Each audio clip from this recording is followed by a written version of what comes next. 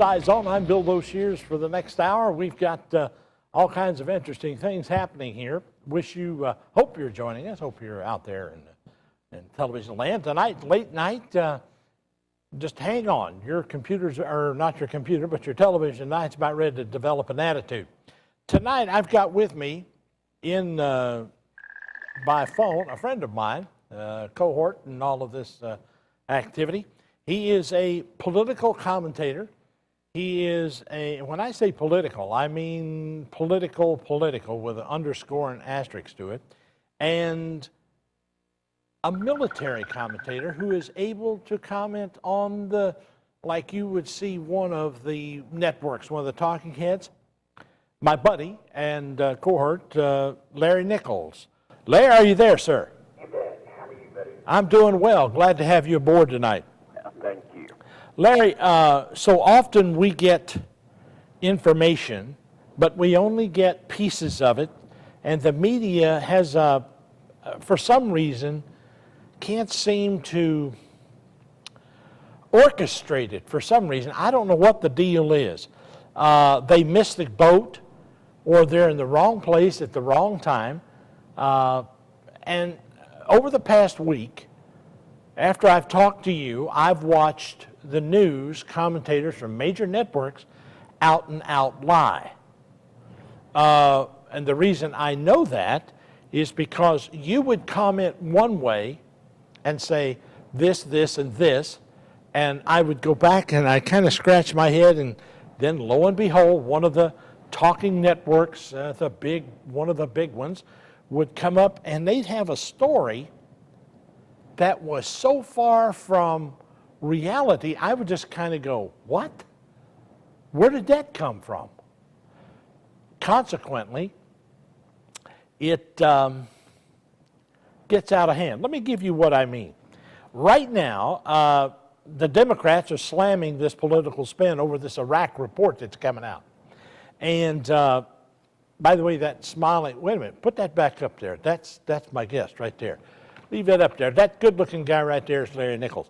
The anti-war Democrats, Larry, Thursday accused President George Bush of plotting to lace the potential pivotal report in his Iraq troop surge strategy, and they call it, quote-unquote, the White House spin. In your opinion, where's it going and what's about to happen there? First off, it's not even written by Petraeus. It's going to be written by some ghostwriter in the White House. And I don't know what the big controversy is, Bill. Here's what it's going to say. I mean, it's going to say we're showing signs of improvement and it's starting to work. But we need about 6 more months to see if it's really going to hold. And then they're going to talk about the fact that, the political situation in Iraq, it's going to have to come around. Now, folks, let me tell you, the political situation in Iraq's coming around. It's coming around. But, it's a young democracy or a young country, and it's going to take a little bit of time. But this whole report about the surge, and Bill, let me say, I'm not against the war. I'm certainly not against the soldiers. I'm just against the preachers that and what adds is everything this administration has told us. It's been a lie. And I find it quite incredible to believe that anybody would believe this report coming out the middle of next month is going to be anything less than that. Are they that inept that they don't know? Larry, do we just have a bunch of paper pushers that don't know what the hell's going on, or is it just something that people have to just bide their time? When do the people get a chance to say yes or no in this? I don't know if you ever do. You have to understand. Now, folks, this is not a conspiracy. No. But you have to understand, since the day we invaded Iraq, since that day, almost just exactly perfect, the oil companies have made the largest per quarterly profits in the history of the world. The oil companies. When we invaded Iraq, before we ever set one foot in there, we had special ops at every one of the oil wells to make sure that they didn't blow them up. When we get to Baghdad, the first thing we do is go in and raid the oil ministry's office and hold it. So at some point, you've got to wonder, Bill, Bush, you remember when the Queen was here? Yes, yes. Right, they had this big white shirt, white tie dinner. Oh, yeah, yeah. And what was significant was the reporters said that the majority, there were a few celebrities there, but the majority of the people were big oil people. I wonder why. Gee, I mean, that's something unusual. And then you have to wonder when you look at the instability in Iraq, right? The instability that we're told is going on there. You notice isn't any down in the oil wells, down in the south. Now, Bill, it makes sense to me if you were a quality insurgent that you could go down south, blow up oil wells, and really deal people some grief. Yet there ain't any being blown up. We've got 160,000 troops. Oddly enough, they're in and around Baghdad. Well, who's down south? Larry, is that not mercenaries hired by... Mercenaries hired by Halliburton and Blackwater. And we're paying for it. And we're paying for it out of our $12 billion a month. Now, so that ought to strike you as peculiar. No. You ought to be a little bit struck as peculiar. Well, let me explain it, and Bill's heard me say this a million times, so it probably bore him. But we hear that there's all this killing, and this civil war, and this civil sectarian violence. Yet from the same military leaders, they tell us that in comes an insurgent. He goes, blows up a Shiite mosque. The Shiites get mad at the Sunnis, then they blow up a Sunni mosque, and the Sunnis get mad at Shiites. And so here goes that cycle of violence again. And my point is, had there not have been an insurgent, the Sunnis and the Shiites weren't fighting. I wonder where that violence came from, but we'll get to that in just a minute. Larry, don't you go away. You stay right there. Right. We'll take a pause in the action. Don't take your seatbelts off. This is the Scizone Saturday night version. My guest is Larry Nichols. Stick around.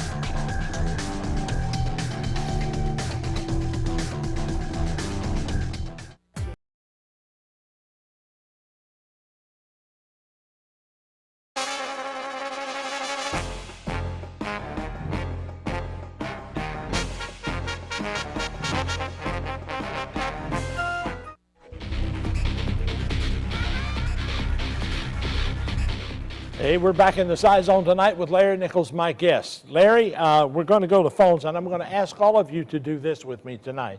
Because, and for the sake of time and the constraints of what we're dealing with here, would you please ask your question of Larry, or whatever you've got, and then take your answer off air. Larry, is that all right with you? You bet. All right. Let's go right to Ron. Ron, you're on the air, sir. Go ahead. Hi, Bill. How are you? I'm doing well, sir. Thank you for being there.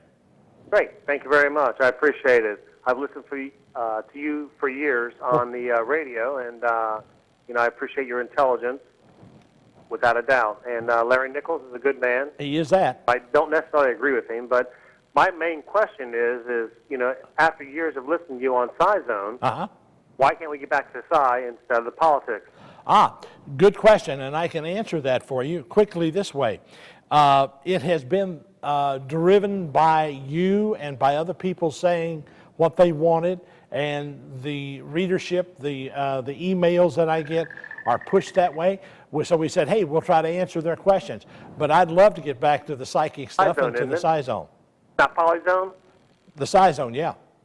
Well, I'd appreciate, I mean, that's why I've listened to you for years and years and years. Well, we'll get to it, honestly. We will get to it. As a religious listener, and I've made my point of listening the last 5 weeks, watching you bounce on the times here on Channel 38. And Yeah. That. But please do that back again, sir. You got it. Take care, sir. Thank you. Thank you. Let's go to James. James, you're on the air with Larry Nichols. Yes, my name is James. I'm calling from Price Hill. Yeah. I was at Stone Lake one night, me and my buddies, and one night we seen this light coming out from the sky. It blinded the whole area up, and I know just the three of us did not just see it. Everybody else in the park seen it.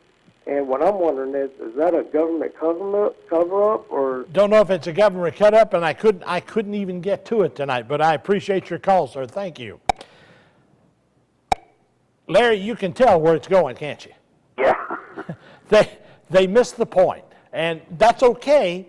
And I understand the psychic part of it and the UFO part of it. That's all a part of it. Tonight, my guest is Larry Nichols. We're talking about Iraq, some of the things that's going on there. As some of you have asked and asked for, Larry, another thing that happened a few weeks ago, you and I talked about it,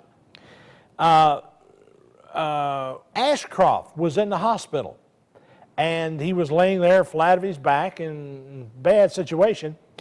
They are now looking at this. They released Thursday by Congress revealed that Bush administration official may have prevented Attorney General Ashcroft from conducting a review of the spy program. They kept him in the dark about it. Bill, that spy program started with Project Echelon. Yep. Under the Clintons. Yep. And then when Bush came in, it went to Able Danger, where they actually had the guys found that were here to blow up the World Trade Center, but because of trouble between the CIA and the FBI and everybody being able to talk. And then when that started coming out after 9/11, Bill, they changed Able Danger to Primal Danger. And folks, that's how long they've been spying on you on the phone. That's how long. Going back to Clinton. And they're still doing it. And they're still doing it. Now, Ashcroft, when he found out, he blew a head gasket. Well, yeah, they kept him in the dark about it. He didn't even know it was going on. And when he found out about it, they made it very clear that it could not go on. And so then Ashcroft goes, the hospital has gallbladder or whatever surgery, pancreas surgery, whatever. And Alberto Gonzalez, went to the hospital. He was the president's attorney, chief counsel then. Right. And they went and tried to catch Ashcroft in a drugged up stupor to get him to okay the use of it. And his aides happened to be there, and he run them off. Well, actually, he had already appointed, an acting attorney general, and he technically wasn't even the attorney general. And he told him he wasn't the attorney general. Now, he was actually quite lucid. I mean, he wasn't in a drugged up stupor, but he had already removed himself from any responsibility in that matter. Now, once again, folks, it goes to what's wrong here. Since the Clinton administration, and I helped get Bush elected twice, I mean, God, but it was lesser of two evils. But between the Clinton administration, 2 terms, George Bush's 2 terms, we've lost our freedoms. We've lost our basic rights. What do they call them? Our unalienable rights are now at stake. I'll put you on hold. We'll get these callers and get right back to you. Stay right there, Larry. Caller, who have I got?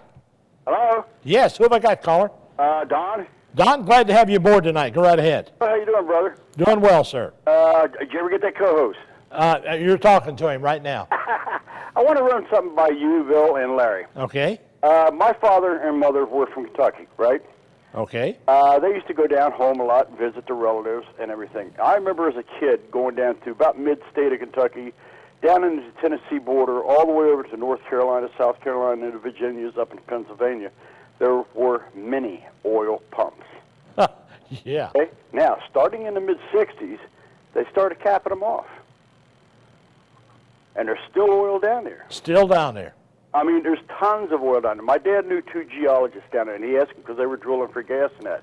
And they told him, he said, there will be a day when these will be all capped off and they'll be kept in reserves because we're going to spend the overseas first, and when it comes back to our oil, we're going to say, hey, we called the dollar here. There's that. Hey, I'll let you go and listen to Larry online here. Thank you. Thank you. Larry, your comment. Larry? Here in Arkansas, Yeah. for years, when you go to southern Arkansas, it's just one oil well after another. I mean, people have oil wells in the back of their yards like you find barbecue grills. Yeah. But as the caller said some years ago, now it wasn't as early as it was in Kentucky, but some years ago, they went around and they capped them all off, Yeah. producing now. Are we saving it for a rainy day? Is that the idea? Well, I think they don't make as much money off oil wells in America, the oil companies, as they do the oil wells in the Middle East because of OPEC. You know, Bill, in the Middle East, those nations that produce oil, it is not uncommon for the producing nation to get anywhere from $3 to $8 a barrel. Right. Now, in America, by the time you do all the sharing, profit sharing or whatever, the profit off of it, they pay between $16 and $20 a barrel, Okay. adjusted to today's rates. All right. Let's put you on hold. Go to the next caller here. Eric, go ahead, sir. Sure. Eric, you're on the air. Go ahead. Thank you. I was just interested on Larry or yourselves' views or insights on the role of dilemma, which has been mentioned in media played interviews or media footage of Osama bin Laden. He had mentioned thelemic practice and dilemma and receiving pre-to-human messages from IWAS. So I was wondering what your take on that, if you're aware of that. I'm not aware of it, but we'll ask Larry. Appreciate it, sir. Thank you. Larry, you're there. No, I'm not aware of that. I'm not aware of it either. I didn't hear him very well. Well, what he was talking about is that apparently Osama bin Laden had received messages from Allah or somebody, Yahweh or whatever it is, or whatever he was saying. I don't know what it was. The number, if you want to jump in, Larry Nichols will be here for the next few minutes. Number one. Hang on, Larry. Hang on. We got to go to break here. We'll come right back after this. Stick around. We got more, and you're a part of it right here in the Scizone with Bill Bochier. Thank you. Hit it. We got 4 seconds. Give me a call. We're waiting on you.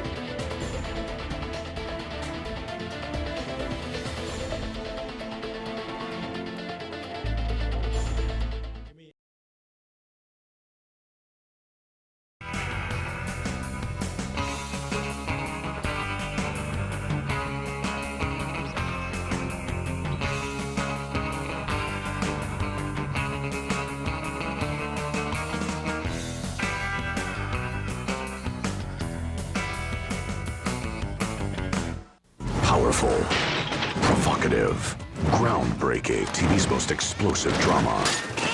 The Shield. Sunday.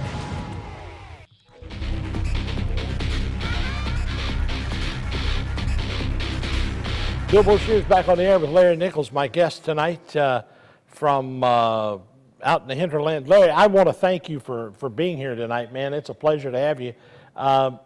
Looking at the Middle East and the report that's got to come out shortly, Larry, where's it going? Are we going to be there for another 35, 40 years or what? No. No, I think you'll be seeing concerted effort. Now, and here again, Bill, it's not because of our military. Our military's done an incredible job. Absolutely. I mean, soldiers have just been more than incredible. But, it's getting out pretty much. I think already St. Malachi make us a deal, please leave. I think that's a hell of a deal. I'll put you on hold. We'll grab this next caller here. Caller, who have I got? Where are you from? Hello, caller. Joe, how are you? Joe, are you there? I'm here. Well, let's get to it. Go ahead. All right, I'd like to ask Larry if he heard anything about the 12th Iman that's supposed to come out of the pit of the old city of Babylon, which was rebuilt before the war by Saddam Hussein. And if he heard anything about that, he's supposed to take over either the Muslim world or the second. What was it? I'm sorry, I didn't hear that. This 12th Iman that's supposed to come out of a pit. 12 Iman? Yeah, if I'm getting it right, and he's supposed to take over like the secular world, and This is some sort of biblical prophecy or something, I guess. Is that what you're telling me? somewhat, almost. I would guess so. Yes. Well, I got to tell you, it's beyond me, man. That's out of my pay grade. I appreciate your call, though, brother. Thank you. Larry, you know anything about the Iman or something coming out of the pit to take over? I know pretty much what he's talking about. Oh, good. I don't. And supposedly, actually he was a child 3,000 years ago or whatever. And there was so much discontent among Islam that he just said, hell with it. He went back to Islam heaven. But he would reappear. And so a lot of people, some of the more radical clerics, fundamentalists, believe that he's going to rise up out of these ashes or rise up out of the pit, and he's going to be the great leader. I don't put much stock in that one. Okay. He sticks his head up, get shot. Right. Larry, I got to ask you this. When all of this starts, we've got emails coming in here, people jumping up and down. Glad to hear you're here. Good to see you. Great to see you on the airwaves, and you and Larry together. Good to have you there. Larry, what will you do in the next 6-8 months? We've got an election coming up. Just quickly, we're at the bottom of the hour here. What are your plans for your go around with Hillary and the rest of them? Well, the first thing we got to tend to is Iraq. Got soldiers that are lives are at stake right now at risk. And then the race, the presidential race, all that stuff is pretty well rigged. Bill, we will not get involved in the race until the general election. There's no reason to get in the primary because he or she that has the most money always wins, and there ain't nothing you can do about that. That's the way that works. That's the way it works. That's the way it works. Larry, you've got a radio, you've got a show on the internet every night. Tell them how to get there. I've got your LarryNichols.com up here. Well, no, the best way to go is to go to wellspringradio.com. And I'm on from 8 o'clock Central for 2 hours until 10. And you're all welcome to go there. And it's actually a base camp. It's where you go to train to beat this system, to keep from being run down. One of our topics, Bill, as you know, is the signature topic of the country today, and that's immigration. Immigration, that's the big key right now. That's it. I mean, either we get a handle on it, folks, it don't matter what happens nowhere. Larry, I want to get you back as soon as we can, next week maybe, and let's talk about immigration and the plan that's out there, the plan or plans, and see if we can add some color to it and get the people involved in it. That'll work. Man, it's because it's taken over this country. It really is. Larry, thank you for being here. I know you've got other things to do tonight. Take care. Stay safe, my friend. We'll be in touch. All right, buddy. You got it. Thank you. Good night. See you all. We'll take a break. in about 4 or 5 seconds, but immigration is where it's at. It really is. It's a heavy, heavy.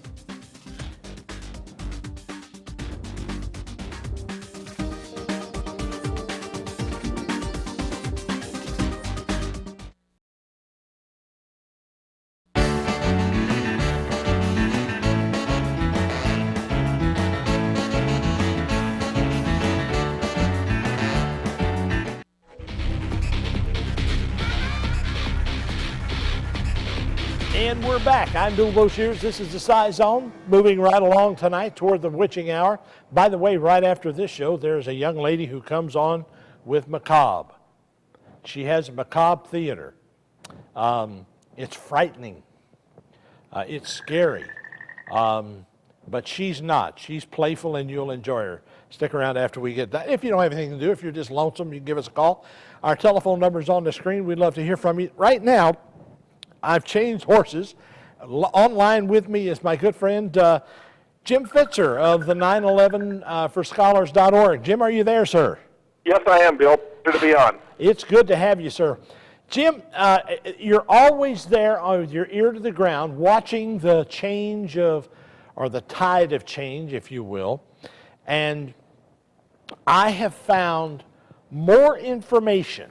Last week, I talked about the lady with the Pentagon Papers, Barbara Honegger, and I said, I'm going to have Jim back. I want him to comment on it. But, Jim, what's new in this area? Is anything happened, or can you give me more information? Well, what's going on right now, Bill, really has me profoundly disturbed. An article in the Capital Times, which is the afternoon paper in Madison, Wisconsin, on the front page about wars taking toll on police ammunition. It turns out that all over the country, supplies of ammunition are drying up. Now, the ostensible reason is because they're needed for warfare, but anyone who knows the rate at which ammunition can be manufactured and the huge profit margin realizes something very funny is going on. If the police can't get adequate ammo to conduct training, and there's a very extensive article here across the country. Now, the reason this is so very disturbing is because I've always assumed that since the United States is the most heavily armed nation in the world, with the Second Amendment, the NRA and all that, that it would provide a bastion of resistance to any attempt for the federal government to take over the nation and create some kind of military state. Yeah.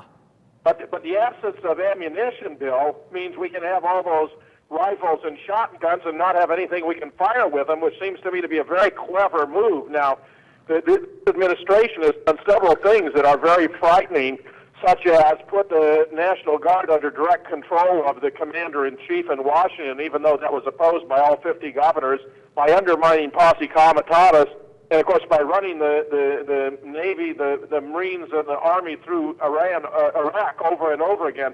They're greatly weakening our armed forces, and I'm fearful that this may be so that the military and now the police and even our citizens themselves, lacking ammunition, may not be able to resist a takeover of the government by this rogue regime. Wow. That's frightening. By the way, those of you out there who are gun owners or you're sportsmen and you have guns, have you heard about this? I guarantee, you say this was in the newspaper? Yeah, that they're short billions of rounds and that the police departments aren't even able to conduct proper practice because they don't have enough ammunition. And, Bill, it's all over the country. It's all over the country. Now, you see, we've seen some ominous signs. We have this North American Union meeting going on in Canada next week, and the Bush has gone on vacation. The Congress is dispersed. Karl Rove has probably gone back to Crawford to plan sinister events with Bush. And we're fearful and apprehensive. I'm not the only one who holds this opinion. On Thursday, I had Captain Eric May, who's a former Army intelligence officer, on my talk show with me, and we were discussing this, and we both believe that a second fake 9/11 event may occur as early as next week. And one of the places that we think is a probable target is Portland, Oregon, oddly enough. They're conducting a terrorist drill there. That's one reason. They got a congressman named Pete Fazio who asked to see the plans for how the government is going to be run after the next terrorist attack, and the administration refused to share them with him. Portland is the only city in the country that's withdrawn from the FBI's terrorist awareness program on the grounds that it doesn't trust the program, and it's just they're going to this drill they're going to conduct next week there too is supposed to be a nuclear drill, and that's the kind of attack we're being warned by Dick Cheney, who said the greatest threat now is a 9/11 occurring with a nuclear weapon in the middle of one of our own cities. He said that on April 15th. Dennis Mulligan, chairman of the Arkansas Republican Party, said on June 3rd, I believe fully the president is doing the right thing, and I think all we need is some attacks on American soil like we had on ABC on July 1st. The secret U.S. law enforcement report prepared for the Department of Homeland Security warns that al-Qaeda is planning a terror spectacular this summer. Michael Chertoff on July 7th said, I believe we're entering a period this summer of increased risk. July 20th, Paul Craig Roberts, former Assistant Secretary of the Treasury, said, whether authentic or orchestrated, an attack will activate Bush's new executive order. This is Presidential Directive 51, which creates a dictatorial police state in event of a national emergency. I'm worried, Bill, very worried. Well, I think you've got reason to.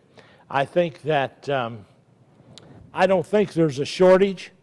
I think they've bought them up, or they've transferred them out, or they have told the armory making or these people, look, if you sell to anybody but us, I can imagine, I can orchestrate this scenario in my head in a heartbeat.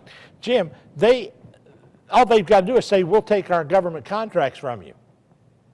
I'll tell you, Bill, there was a Capitol Hill publication this last fall that revealed a secret memorandum that was circulating among senior Republicans saying that it would be good for the Republican Party and for Bush's sagging political fortunes if there were to be another terrorist attack on the United States, and it would recast him as a leader once again. I think the Republicans are in such desperate shape politically that they would resort to anything. I think Bush and Cheney are so desperate because politically their support is collapsing. There's so many issues the Democrats are raising now in terms of their investigations. I think they're just desperate enough to pull off another staged attack. You know, it makes perfect sense, because then he could declare martial law and do away with the election. And under martial law, he could cancel the election, and he could be president from now on. That's right. I mean, what could possibly justify not sharing with a member of Congress, and Pete DeFazio is actually a member of the Homeland Security Committee in the House of Representatives. What could justify refusing to show him the plans for how the government is going to be conducted after the next 9/11 attack?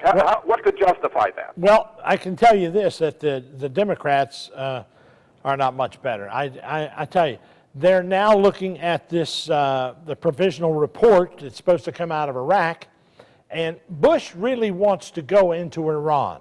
He is sharpening his claws to do that. And, I hate most people don't want to hear this, but we're looking at another war. If we don't get some kind of control in this joint and get him situated somewhere, I could well see another 9/11 attack coming, martial law declared, and that's the end of the United States as we know it. We think it could be as early as this coming Wednesday, Bill, on the 22nd of October.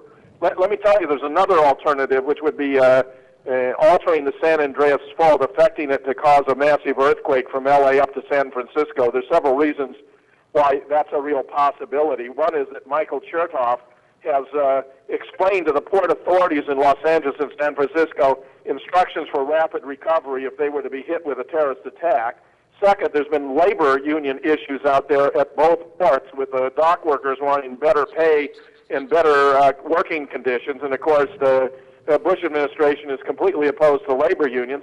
Third, up in San Francisco, Oakland Bay area, that would be a very tempting target because it's Nancy Pelosi's home district. So if they attack that area, whether it's by an earthquake or otherwise, that would be embarrassing and humiliating to her and turn their greatest critic into a staunch supporter, presumably.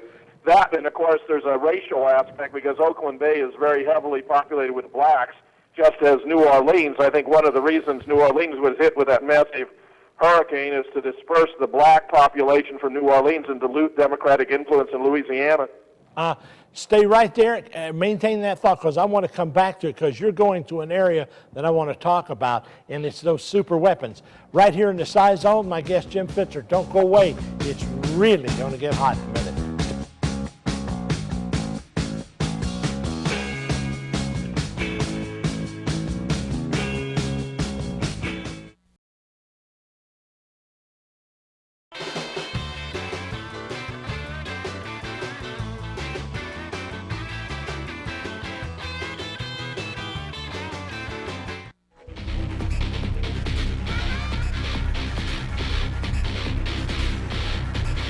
Hey, we're back. I'm Bill Boshiers. This is the Scizone Saturday night edition. And we've got Robin on line 3. Let's go right to Robin. Robin, you're on the air with Jim Fitzer. Thank you. Hello, Bill. How are you? I'm doing well, ma'am. Great. Hey, if I'm not mistaken, your guest was just alluding to controlling weather. He sure was. Okay, that's what really scares me, and I think that's what people need to be aware of with not only the hurricane in New Orleans, but everything else that's going on. Look at the summer. You know what? You're reading my mail. Honest to God, I couldn't agree with you more. Would you take your answer off air, and we'll go right to Jim, okay? Thank you, Bill. Thank you, dear. For the sake of time, just jump in. We got lines open, and we'll take your answer off the air. Jim, are you there, sir? Yes, I sure am, Bill. There's a succession of these Category 5 hurricanes that are supposed to happen like once every 100 years, and we're having 4 or 5 at a time. Now, that's got to be controlled by HARP. It's very strange. Well, some kind of high-tech weapon, possibly HARP, which is located in Alaska, that may have the capacity to do this. A book I'd like to mention, please, everyone who's interested in investigating this, is entitled Star Wars, Weather Mods, and Full Spectrum Dominance by Bob Fitrakis, Fitrakis. This guy is a leading investigative journalist, Bill. He's published 13 books and won 13 awards for investigative journalism. And in this book, he's exploring research he's done on the high-tech weapons that the Pentagon has developed. Let's get him on the show. Even allows him to affect the weather. Let's get him on the show. That's a great idea.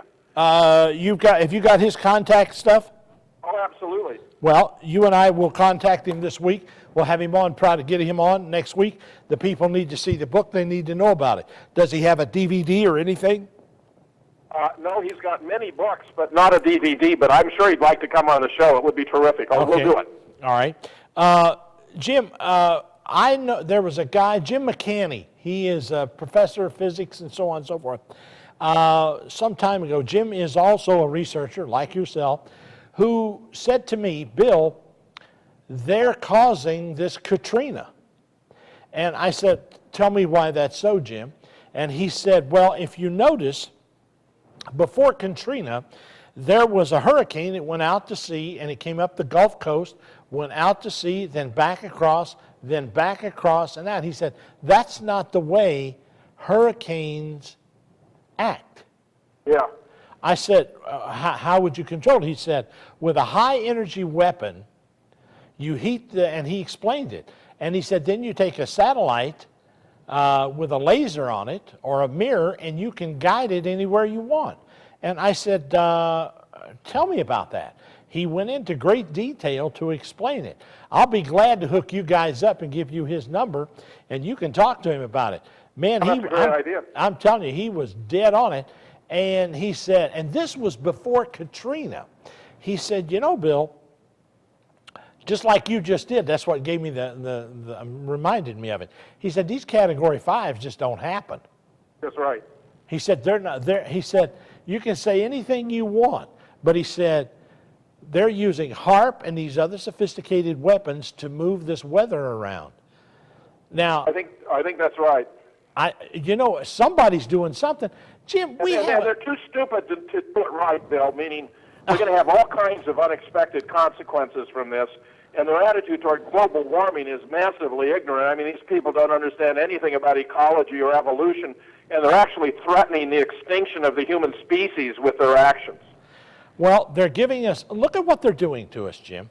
They're giving us genetically engineered food that is not safe. They and Rumsfeld got aspartame put on the market, It's killing people, and I could go on and on with it. We've got GMO food, we've got aspartame, we've got chemicals coming out the wazoo.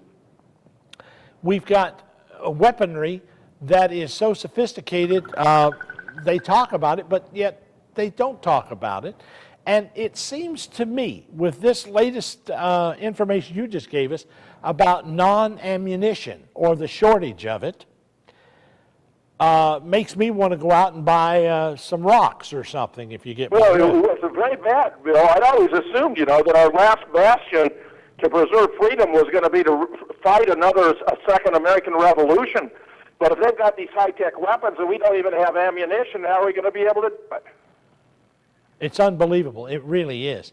This is something that is, and please understand, ladies and gentlemen, this is not some conspiracy theory. This is not a theory. This is happening. But it doesn't make any sense to a lot of you unless you start connecting the dots the way Jim and myself and other researchers looking at this, they're connecting the dots, they're connecting the timeline. You won't hear about this on any of the political mouths for any of the networks. They just don't talk like this. They don't want to endanger their high-paying job. As long ago as 1977, Carl Bernstein wrote an article about the CIA's infiltration of the media, and where officials of the CIA were boasting that their greatest successes have been with Time Life, with the New York Times, and with CBS. And in those days, Bill, if you could control CBS, Time Life, and the New York Times, you had a lock on the news in the United States. And absolutely. Absolutely. Worse today. We'll take a pause to action and come right back with more of your phone calls right here in the Scizone. I'm Bill Boshier. Stick around. You're up next. Right here.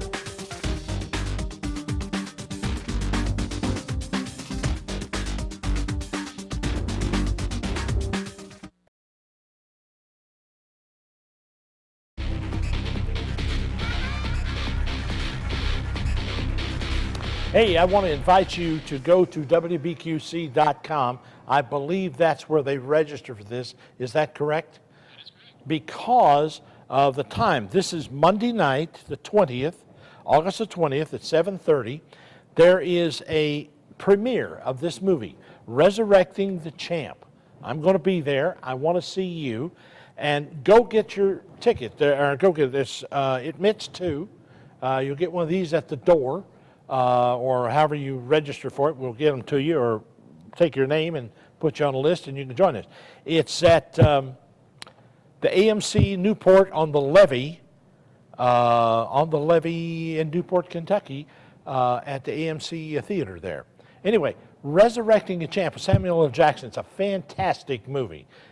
Unbelievable. Anyway, let's go back to Jim Fitzer, my guest. And by the way, that place you go is WBQC.com, and just register for it. You're nothing to buy. It's nothing to buy, and you'll be registered for these tickets. Get one. Jim, I'm a little bit worried because, Jim, are you there? Yeah, I sure am. As I started to say, I'm a little bit worried about this because the American people are unaware of what you and I are talking about tonight. I would say that 99% of them are unaware of this. This thing is about to happen. It's very scary, Bill, because he went about changing the continuity of government instructions so that Congress no longer has a role to play. In other words, it's purely up to the president when you do these things. It can be a natural disaster, it could be a terrorist attack, it could be practically anything that he thinks justifies suspending the Constitution and putting the government completely in his own control. And the fact that they're doing this North American Union meeting in Canada next week seems to me that it's a perfect form of distraction to have some kind of terrorist attack or natural disaster occur here in the United States. Everybody's paying attention to that. Nobody's paying attention to the ratification of this move to unify Canada, the United States, and Mexico as a new economic entity where national sovereignty becomes meaningless and where we convert to this common currency called the the Amiro. Hey, Bill, you know that bridge disaster in Minnesota, they're even going to replace that with a 10-lane bridge, which is just what they need for the super highway. Isn't that a coincidence? From Mexico to Canada. Isn't that a coincidence? A coincidence indeed. Your website, 911forscholars.com. 911scholars.org. 911scholars.org. .org. I'm sorry, they got .com. We'll change it. It's .org. It's no problem. Here's the deal. Jim, you've got a new book that's out. And I happen to have a copy of it. I don't have it with me, but I do have a copy of it. And you have really hit the nail on the head with that book. Man, it's a good book, Jim. It's the 9/11 Conspiracy. That's the title. I brought together the work of 11 experts. If you want to understand how we know that the government has been lying to us about 9/11 and the work we've been doing to figure out what actually happened, you want to get that book. Go to 911scholars.org. Go to Amazon.com. Pick up the 9/11 Conspiracy. They have it for a bargain price. And educate yourself as to what's been going on. Major threats confront this nation. We're going to have to do everything we can to survive as a republic. I'll tell you, if in fact you vote in this next election, if we have one, it looks like we might not have one on account of this, but if we do have one and you get a chance to vote, you will be more informed by reading that book. And for those politically astute, whatever the hell that means, if they don't read this book, they don't have a clue, because this book ties it all together. And if I were running for public office, I'd want to have that book in my hand. Honest to God. It is a book that it is so clear. Jim, you draw conclusions out of the facts by just letting them butt up. I mean, it was one event, one situation, right after another. And the people that are putting it together, these are all scholars. These people are not some Looney Tunes. Jim, you did a magnificent job on that book. I'm not kidding you. Thank you, Bill. Thank you, Bill. It's so important that Americans should read that book. We published that book so Americans would understand that their government has been using violence and threats of violence to instill fear into us in order to manipulate us to achieve its political agenda. That's the classic definition of terrorism, which means if our research is well-founded, and I guarantee that it is, then the American government has been practicing terrorism on the American people. I have said the only people I'm terrorized by is my government. It's the only ones who terrorize me happens to be my government. I'm not the least bit afraid of Al-Qaeda or any of the rest of them coming here.